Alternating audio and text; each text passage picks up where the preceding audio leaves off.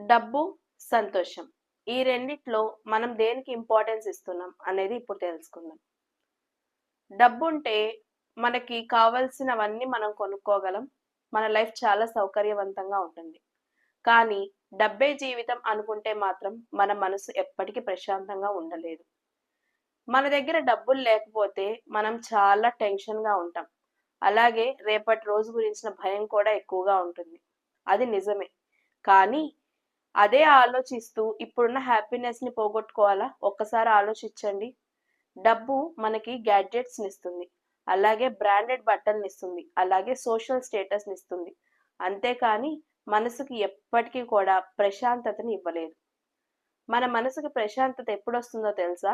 మనం తీసుకునే నిర్ణయాలు, మన మనసుకి నచ్చే ఆలోచనలు, మనకి నచ్చిన జీవితం. ఇది ఉన్నప్పుడు మాత్రమే మన మనసు అనేది చాలా హ్యాపీగా ఉంటుంది.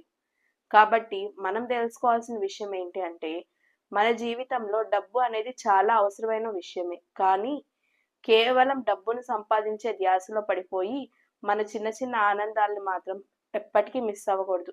అలా మిస్ అయిన రోజున మనం మన జీవితాన్ని కోల్పోయినట్టే లెక్క.